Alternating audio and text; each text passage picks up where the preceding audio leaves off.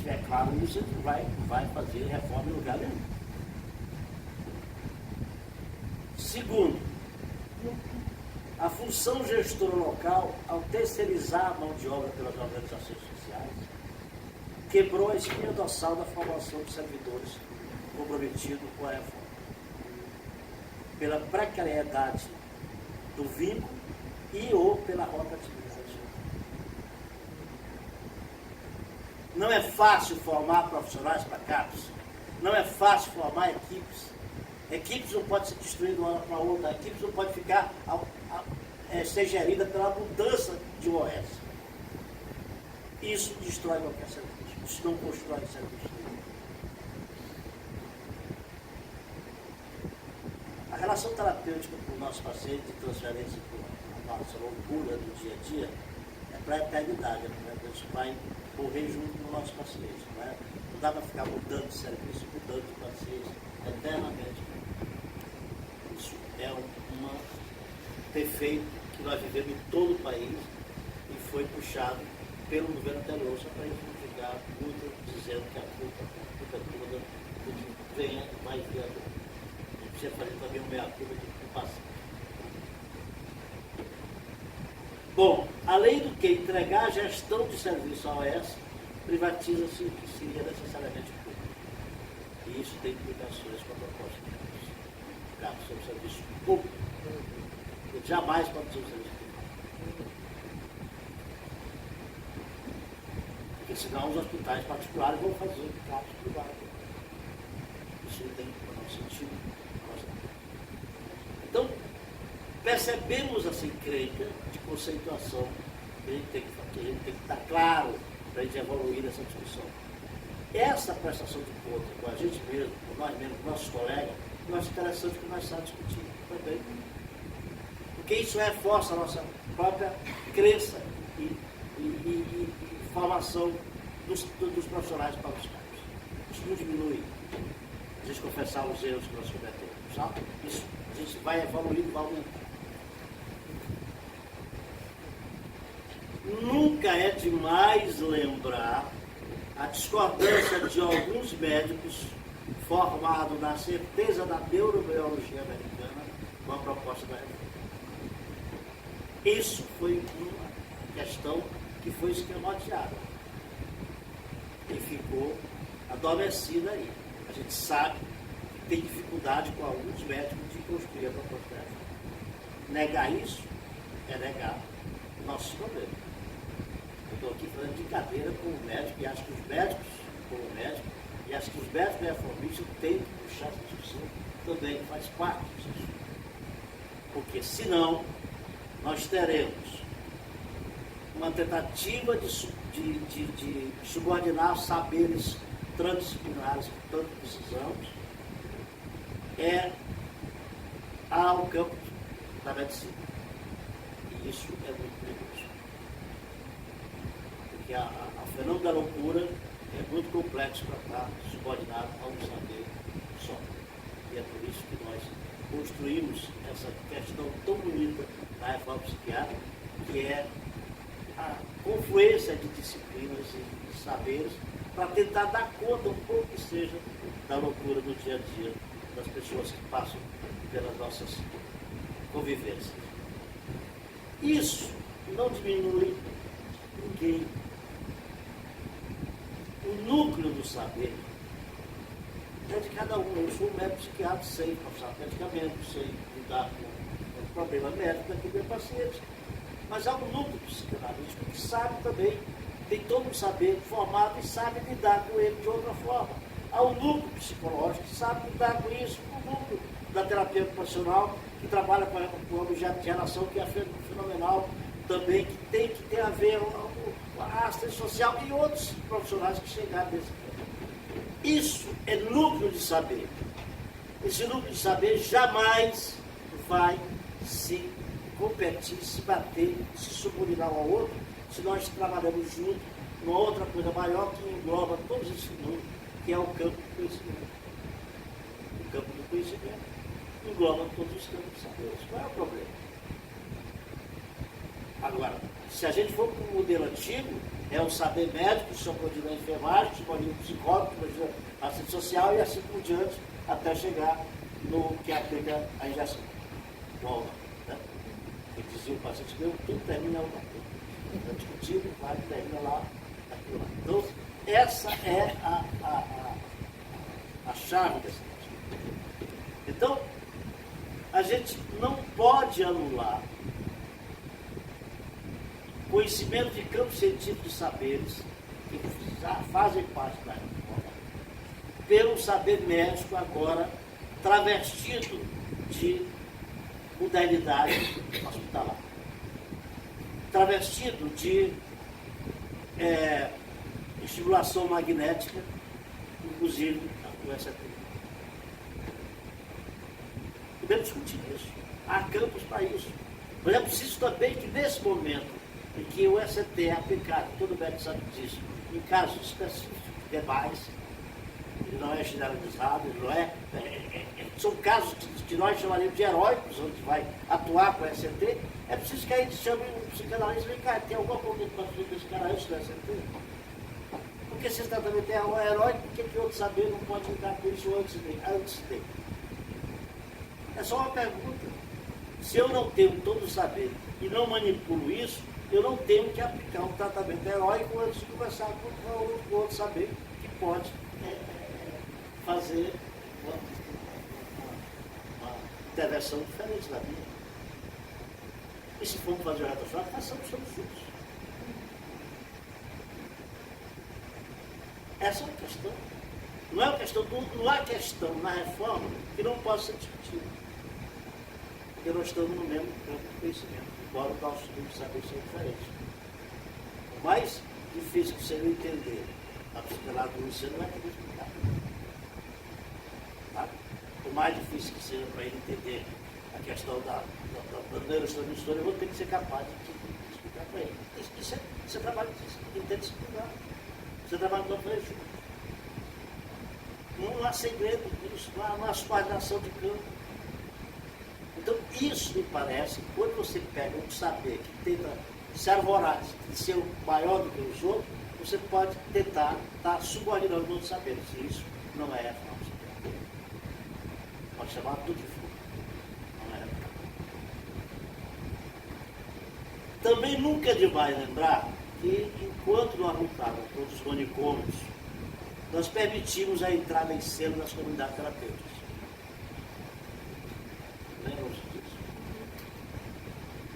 Ligada à entidade religiosa e ávida por um financiamento. O que parecia uma nova parceria era o velho manicômio disfarçado, sem controle e comandados pela fé. Essa estranha mistura de fé e ciência resultou em torturas e castigos já toda hora denunciados na igreja atualmente. E pasmem, esses convênios foram feitos lá atrás, foram feitos hoje. Só para ficar claro que nós estamos discutindo.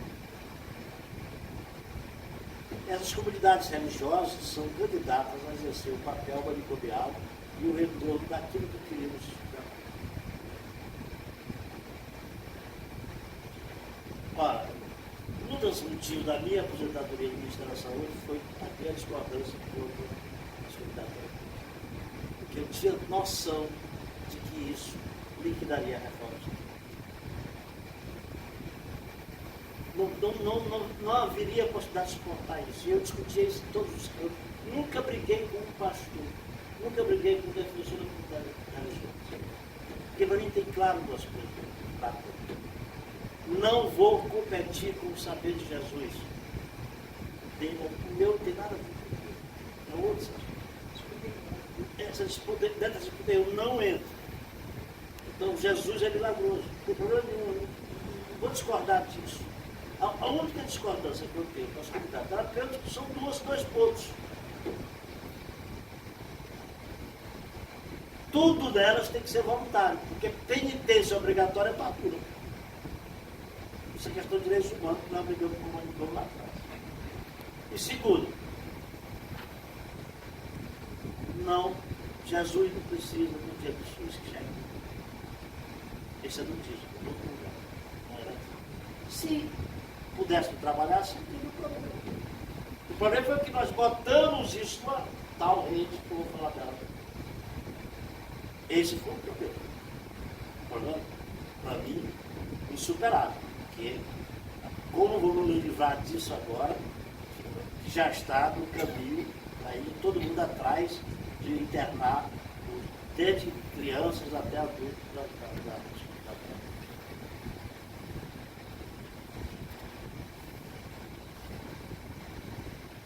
E aí eu venho com outra questão que nós sofremos, e pediria, depois da fala do Luciano, pela comunidade sabática, eu já tocar lá, porque para mim foi o primeiro a contar.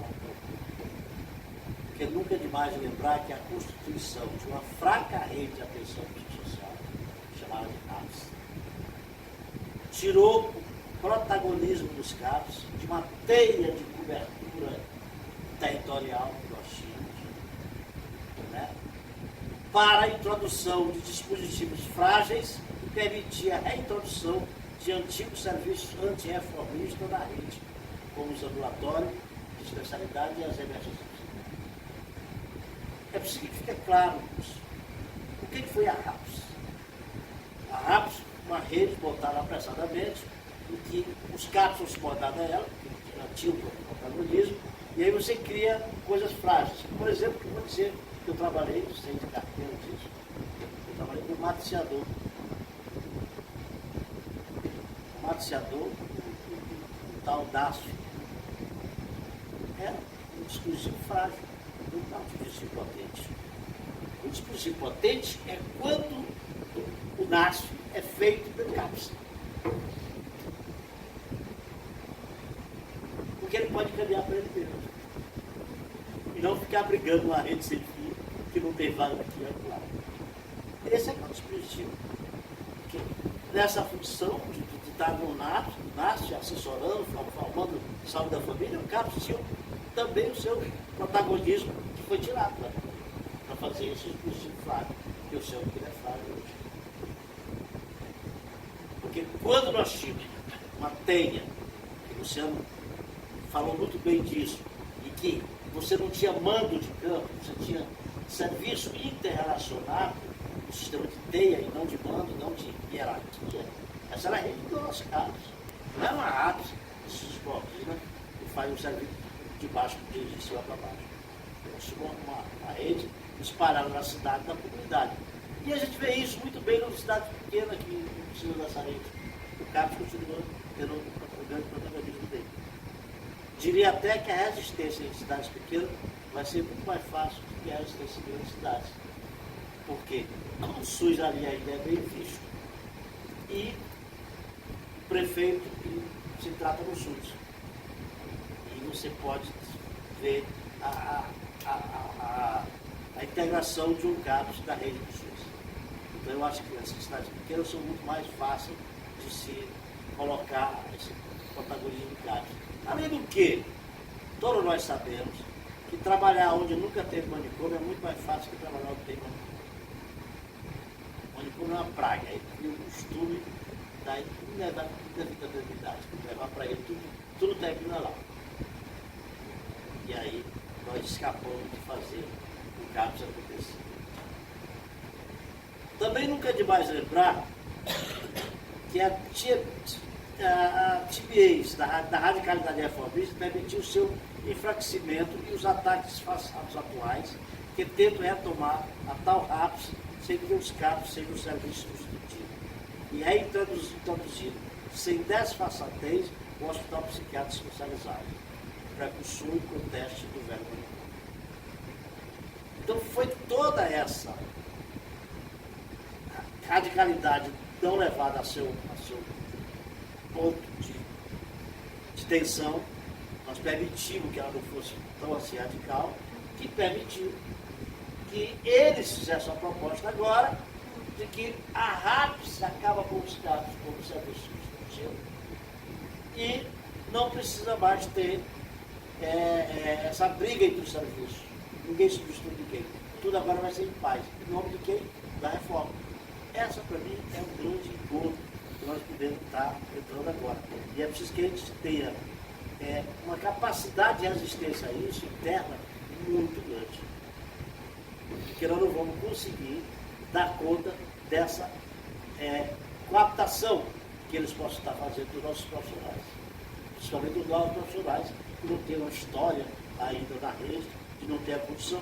Não, a estrada não, o hospital agora é diferente, agora vai ser inclusivo.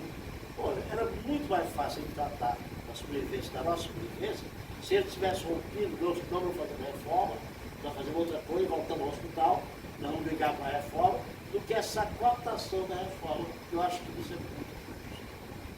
E o grande perigo que nós vivemos hoje é essa cooptação que eles propuseram. E que a gente não pode deixar se levar desse engodo. Porque isso é uma destruição terrível, é uma destruição por dentro, é uma destruição por dentro do próprio serviço. Ele vai minar os próprios serviços. Então, assim, todos nós vamos fazer vários comunicantes. O CAPS passa a ser um ambulatório de alta complexidade. Teve crise, vai para a internação. Está bem, está muito melhor, vai para o ambulatório. O ambulatório entra na rede de novo facilmente. Que nós tínhamos acabado com essa possibilidade dessas coisas. É muito importante que agora, no momento que enfrentamos, que nós podemos discutir e não sermos capturados, como já falei, na nossa prática, que viabiliza a retomada do processo de consolidação permanente da reforma psiquiátrica brasileira, porque era uma construção permanente que nunca acabada. A retomada disso é importante, mas com os princípios. Porque se esses princípios forem negados, nós não estamos retomando a reforma. Nós estamos retomando outra coisa. Nós estamos retomando uma nova psiquiatria, que é preciso que a gente saiba.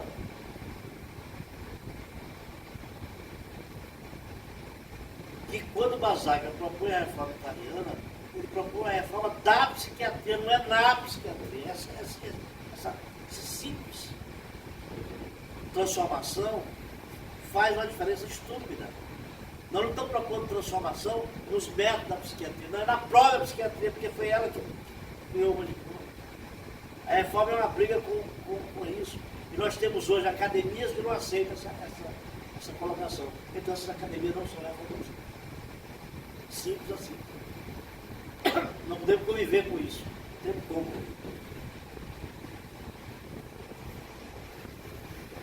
Bom, o clareamento dos princípios reformistas, que eu tentei passar para vocês, se não ficou claro, eu quero discutir, ele ajudará na nossa prática diária, lugar de resistência pura e excelência. A nossa resistência é na prática, não é nos cargos de chefia, que são passageiros. A resistência do nosso dia a dia. Porque nós temos que ali na prática diária montar uma trincheira construída por trabalhadores, usuários, familiares e a sociedade. O hospital psiquiátrico especializado é o precursor do manicômio, pois, segundo Basaga, nunca é demais lembrar, não é o manicômio que deformou o hospital psiquiátrico, mas o saber psiquiátrico que produziu o manicômio. Então não adianta vir com o novo hospital, ele vai ser manicômio, logo que se esquecer a vigilância formal e a tinta fresca na parede. Por isso a reforma da psiquiatria é necessária e não a reforma dos métodos da psiquiatria. Tratar em liberdade é terapêutico, por isso a proposta é ética de inclusão da loucura na sociedade. Os CAPs são substitutivos da internação hospitalar e devem ser comunitários, nunca apenas hospitalares.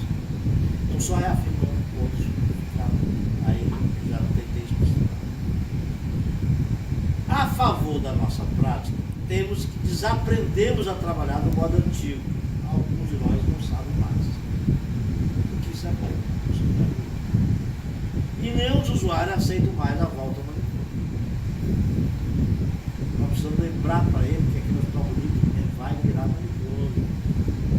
Também ele pode cair no canto da sereia.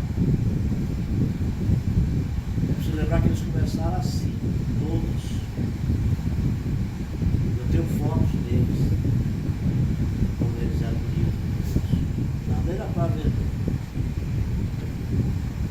Para isso, precisamos esclarecer que não aceitamos o disfarce do hospital para não sermos capturados pelo manicômio no futuro.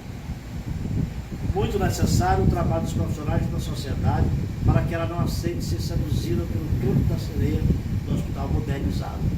Os CAPs, como blocos de resistência, poderão recuperar o protagonismo que caracterizou a reforma. Espaço comunitário terapêutico, com possibilidade de curta posição e internação hospitalar, serviços multi. Portanto, acredito que a sobrevivência da reforma psiquiátrica precisa de uma afirmação dos seus princípios entre nós, para enfrentarmos o que apenas se anuncia. E nesse enfrentamento vamos ter que lidar com a asfixia financeira dos serviços pelas instâncias de transferência de recursos. Vocês estão lidando agora apenas com o congelamento da PEC do fim do mundo. Já está ruim.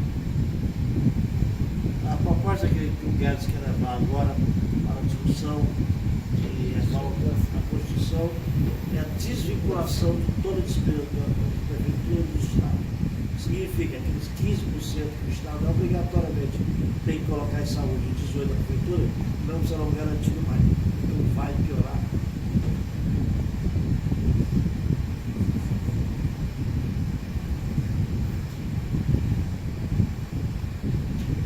A nossa luta deverá se aliar à defesa do SUS e da democracia. Sem um e sem o outro não existe saúde mental.